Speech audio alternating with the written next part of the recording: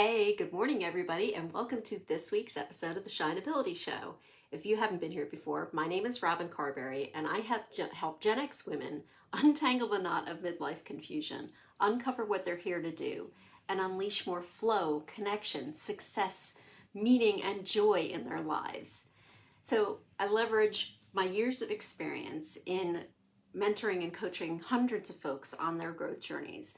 I ask questions and I do some deep listening, and I also apply my own experience as an OG Gen Xer to help my clients stop second guessing and backpedaling and instead start moving forward with full confidence that they are on the right track. So in last week's episode of the Shineability Show, I talked about what to do when you have too many ideas. This week, I want to flip the script and talk about what to do when you feel like your idea well has run dry. So this is something that not a lot of entrepreneurs want to talk about because mostly they are all about the too many ideas. But there are times for most of us when it feels like you're tapped out, that the creativity is not flowing, that the ideas are not coming. So first I want to say that you cannot force creativity into a defined 30-minute spot on your very, very overcrowded calendar. Ask me how I know about this. So for a long time I thought, one, that I was not a creative person, and that two, truly creative people, like the real creative people, were able to do exactly what I just said. Put a 30-minute spot on their calendar each day or each week, and that's when they sat down and got all the ideas and all the creativity, and it all just happened like magic. And it took a room full of very creative people to convince me that I was wrong about both of those things. That being creative and coming up with ideas takes space and time where you haven't scheduled your brain to do it to force something out. You may also, if you are struggling with coming up with ideas right now, have the wrong expectations about your creative orientation. So Jonathan Fields, who's the innovator and the author and the creator of the Sparketypes, spent a lot of time this past weekend talking with a group of us about his take on creative orientation, and I wanted to share that with you. First, I want to say, we are all creative, but not everybody is wired to create in exactly the same way. So Jonathan talks about the creative spectrum. On one side of the spectrum is ideation and insight, which is all about going from the blank slate to a great big idea.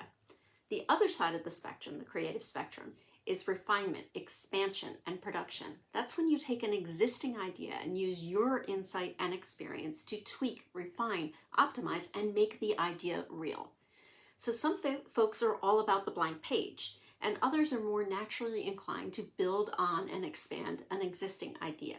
But it's all creative work. So understanding where you sit on that creative spectrum can free you to, one, see your creativity in a new way, and two, allow that creativity and the ideas to flow.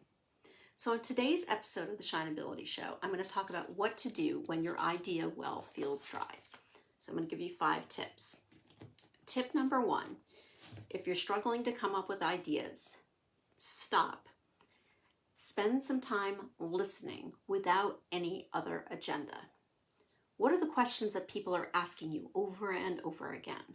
What's going on in their lives? Where are they looking for help? What's working for them? And just as important, what's not working for them? That can be a great place for you to find ideas that answer those questions and solve those problems for them. Tip number 2, spend some time outside to just be. Go for a walk, sit in the sunshine, sit on a porch and listen to the rain, the birds, the traffic, the wind, just the sounds of life moving along. Don't set an agenda for this time, meaning don't say to yourself, okay, I'm going to go for a walk so I can come up with some ideas. Just be present in the moment, feel, observe. If ideas come up for you during that time, freaking awesome. Pull out your phone, do a quick voice recording to yourself so you capture the idea, then put your phone back away and go back to being present in the moment. Third tip, play. It's a little bit related to getting outside, but it's not exactly the same. So too many of us do not make time for play in our lives. So think about what is something that you really enjoyed doing as a kid that you can bring into your life today. Maybe it's coloring, or it's roller skating, or it's going to the park and getting on a swing, which was one of my personal favorites. According to the National Institute of Play, and yes, there is a National Institute of Play, and how freaking cool is that? Making play a regular part of your life is incredibly powerful.